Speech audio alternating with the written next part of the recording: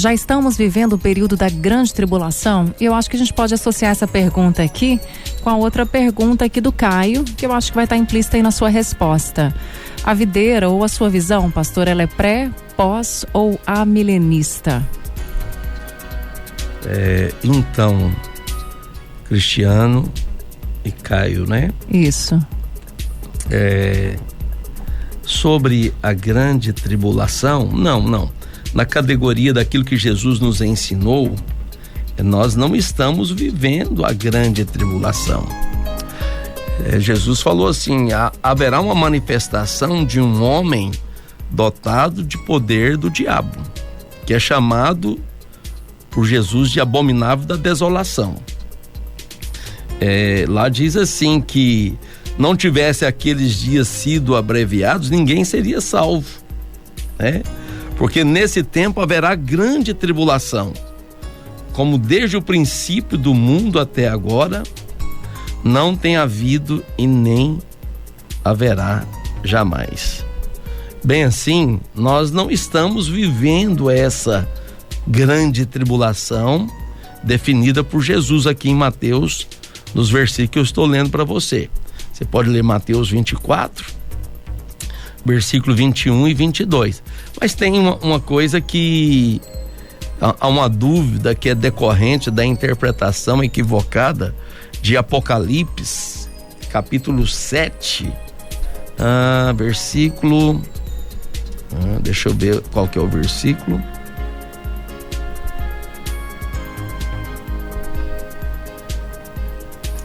Versículo 14. Versículo 13, a palavra de Deus diz que João estava tendo uma visão de uma grande multidão. E eles cantavam amém, o louvor e a glória e a sabedoria e as ações de graças. E a honra e o poder e a força sejam ao nosso Deus, pelos séculos dos séculos.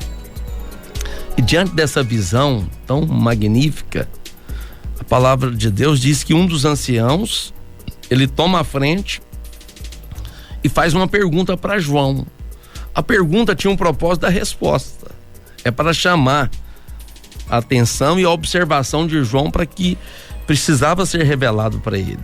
E ele pergunta: quem são estes com vestiduras brancas que comparecem diante do trono de Deus? Quem são e de onde vieram? E o apóstolo João responde: meu Senhor, tu sabes. Então ele me disse: são estes os que vêm da grande tribulação. É claro que nós, como crentes, vivendo esse mundo caído, circunstância de pandemia, de enfermidades, de crises, né? Problemas em famílias, problemas no trabalho, problemas na cidade, no estado, no país, problemas sem precedentes. Olha, os noticiários se fartam de má notícias. Nós vivemos um ambiente de grande tribulação, mas ainda não estamos vivendo, olha só o paradoxo, a grande tribulação indicada por Jesus, que será um momento, um período de 3 anos e meio, onde a humanidade nunca viveu nada nem próximo daquilo que vai acontecer. Mas antes que aconteça a grande tribulação, o Senhor Jesus quer tirar a igreja daqui. Eu sei que o Caio perguntou se a videira é pré, pós ou amilenista. Nós cremos no milênio depois da grande tribulação, ok? O milênio será, como está claramente descrito na palavra de Deus. Jesus ensinou a orar por ele. Na oração que nós chamamos do Pai Nosso, né? A oração dominical, outros editores escreveram a Bíblia assim. Lá diz assim, Jesus falou assim, nos ensinou uma das cláusulas dos tópicos do esboço ensinado por Jesus é: venha o teu reino. O reino será 1000 anos nos quais Jesus vai governar. E será um governo de paz e de muita glória. Isaías 65 fala do milênio e fala que nele os homens voltarão a viver a idade das árvores. Não haverá criança que não cumpra os seus dias. A morte vai reduzir a índices baixíssimos.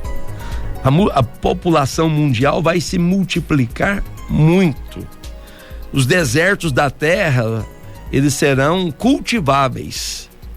Os grandes desertos, por exemplo, o Saara, ele tem uma dimensão continental. Ele vai ser 100% produtivo. Será um tempo de muita prosperidade, de muita glória. O próprio Deus, pelo Senhor Jesus, dará um modelo como se governa a terra de maneira sustentável. Ok? Nós cremos no milênio como a definição do propósito de Deus. As pessoas ficam com medo do fim do mundo. Não, o fim do mundo ainda demora muito. Antes disso, Jesus governa sobre a terra por pelo menos 1000 anos. Então nós somos milenistas, nós cremos no reino glorioso do Senhor que virá depois do arrebatamento da igreja. Por que Jesus arrebata a igreja? Por que ele já não vem e estabelece o reino dele aqui? É porque a igreja, constituída de vencedores, crentes cheios do Espírito Santo, é que vai governar sobre toda a terra. Agora, para a gente governar, alguém me perguntou uma pergunta muito sensata, muito pertinente. Pastor, mas como nós vamos governar sobre a terra? Na minha igreja, por exemplo, eu não conheço nenhum crente que seja treinado, que tenha estudado uma disciplina ou um treinamento de administração política, de governo político. Exatamente por isso que nós seremos arrebatados antes para esse treinamento. E conforme Apocalipse 19, quando Jesus vier, ele vem com os crentes treinados para reinar sobre a terra.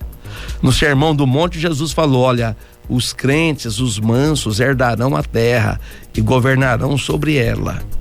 O Senhor vai nos dar um treinamento de excelência e num corpo glorificado nós governaremos. Governaremos sobre quem? Sobre os homens que estarão aqui na terra, crescendo e multiplicando, casando e dando-se em casamento.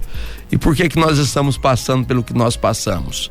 Pela grande tribulação? Para um treinamento, como Paulo fala em Romanos capítulo 8, versículo 28. Eu tenho para mim que as aflições do tempo presente não podem comparar com a glória que será revelada em nós e a nosso favor. Então eu espero que eu tenha ajudado aí o Cristiano e o Caio. Maravilha.